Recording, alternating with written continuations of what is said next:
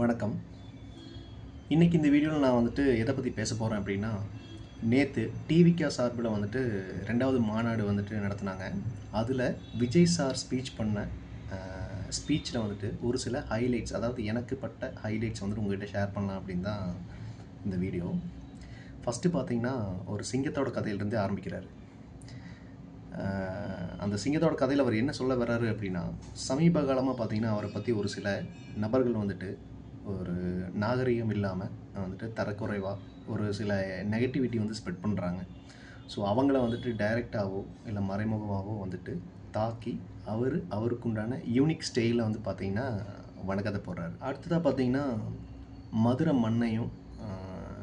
மண்ணை பற்றியும் அங்கே பிறந்த கேப்டன் விஜயகாந்த் சார் பற்றியும் பேசி அங்கே இருக்கிற கூட்டத்தோட அப்ளாஸ் வாங்கி அந்த ஒரு மாதிரியான ஒரு மூடை செட் பண்ணுறாரு. அதே மாதிரி மறுபடியும் ஒரு தடவை ஓப்பனாக சொல்லியிருக்காரு. என்னென்னு சொல்லியிருக்காருன்னா, கொள்கை எதிரி பிஜேபினும் அரசியல் எதிரி டிஎம்கேனும் டைரெக்டாக சொல்லியிருக்காரு கட்ஸா. இந்த கூட்டணி கட்சி வச்சு பூச்சண்டி காட்டுற கட்சி டிவிகே இல்லைங்கிறத ஓப்பனாக சொல்லியிருக்காரு. ஏன்னா அவர் அவர் சைடு கிளியராகவும் நியாயமாகவும் இருக்கிறதுனால அவ்வளோ தைரியமாக பேசுகிறாரு. நம்ம யாரையும் டிபெண்ட் பண்ணி இருக்க வேண்டிய அவசியம் நமக்கு இல்லை. அட் த சேம் டைம் கூட்டணி கட்சியாக வரவங்களுக்கு ஆட்சியிலையும் பங்கு அதிகாரத்துலேயும் பங்குங்கிறத இந்த மாநாட்டிலையும் சொல்கிறாரு. இதை ஆல்ரெடி அவர் சொல்லிட்டு இருக்கிறது தான். இவர் மறுபடியும் அழுத்தமாக இந்த கூட்டத்தில் பதிவு பண்ணுறாரு. கூட்டணி கட்சி யார் கூட அப்படிங்கிற ஒரு சில ஆளுகள்லாம் இது மூலமாக கேட்பாங்க, அவங்க சஸ்பென்ஸ்லேயே இருங்க அப்படின்னு அவங்க வாயையும் அடிக்கிறார். அடுத்ததாக ஏடிஎம்கேவோட கரண்ட் ஸ்டேட்டஸ் பற்றியும் அவங்க வேறு வழி இல்லாமல் பிஜேபி கூட கூட்டணி வச்சுருக்காங்கங்கிறதையும் சொல்லி ஏடிஎம்கேவோட தொண்டர்களையும் பார்த்திங்கன்னா ஒரு மாதிரி வம்பிழுக்கிறாருங்கிறது தான் உண்மை. வம்பிழுக்கிறார். அண்ட் முக்கியமாக ஸ்டாலின் சாரை நம்மளோட முதலமைச்சர் ஸ்டாலின் சாரை அங்கிள்னு சொல்லி அவரோட இப்பத்த ஆட்சியையும் பெண்களுக்குண்டான அந்த பாதுகாப்பு எந்த அளவுக்கு இருக்குங்கிறதையும் பயங்கரமாக விமர்சனம் பண்ணுறாரு கட்ஸா.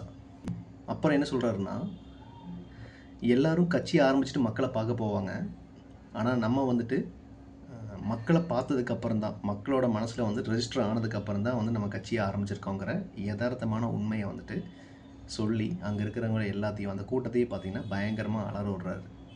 அண்ட் ரொம்ப முக்கியமான பாயிண்ட் என்னென்னா, ஒரு மாதிரி காமெடி பண்ணிட்டார். என்னென்னா, தாமரை இலையில் தண்ணியே ஒட்டாது, அப்புறம் எப்படி பார்த்திங்கன்னா தமிழ்நாடு மக்கள் ஒட்டுவாங்க என்ன டைரெக்டாக பிஜேபி பார்த்து, அதாவது மோடிஜியை பார்த்து கேட்டிருக்காரு.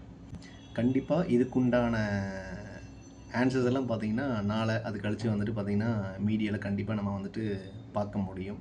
அண்ட் ஃபைனலாக அவரோட ஸ்டைல்லே பார்த்திங்கன்னா ஒரு குட்டி கதையும் சொல்லி இந்த ஸ்பீச்சை முடிச்சிடுறாரு.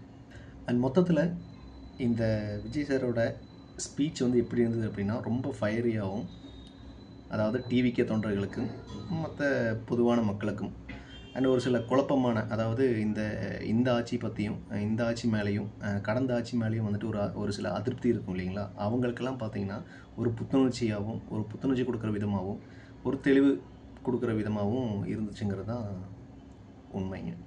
அண்ட் விஜய் சாரை பிடிக்காத ஒரு சில ஆளுகளும் இருப்பாங்க. அவங்களும் பார்த்திங்கன்னா இந்த ஸ்பீச்சை கேட்டாங்க அப்படின்னா, ஏதோ ஒரு சொல்கிறாரு கேட்கலாம் அப்படின்னு கண்டிப்பாக அவர் மொத்தமாக ஒரு 1/2 மணி நேரம் பேசுகிறாருன்னு நினைக்கிறேன். அந்த 1/2 மணி நேரம் ஸ்பீச்சை கண்டிப்பாக ஸ்கிப் பண்ணால் கேட்குற விதமாக தான் அவரோட ஸ்பீச் இருக்குது. அது யார் எழுதி கொடுத்தாங்கன்னு தெரியல, பட் ஆனால் பயங்கர ஃபயராக பேசியிருக்காரு. ஆக மொத்தத்தில் வர 2026 எலெக்ஷனும் சரி, இல்லை அதுக்கு முன்னத்தை அந்த ஒரு சில கட்சிகள், அதாவது கட்சிகளோட பிரச்சாரமும் சரி பயங்கர ஹீட்டாக இருக்குங்கிறதுல எந்த டவுட்டும் கிடையாது. ஒரு ஐபிஎலுக்கு ஈக்குவலாக பார்த்திங்கன்னா இது வேறு இல்லாத ஒரு ஹீட்டும் இன்ட்ரெஸ்டிங்கும் ஒரு காமெடிஸும் பயங்கரமாக இருக்குங்கிறதுல எந்த டவுட்டும் இல்லைங்க.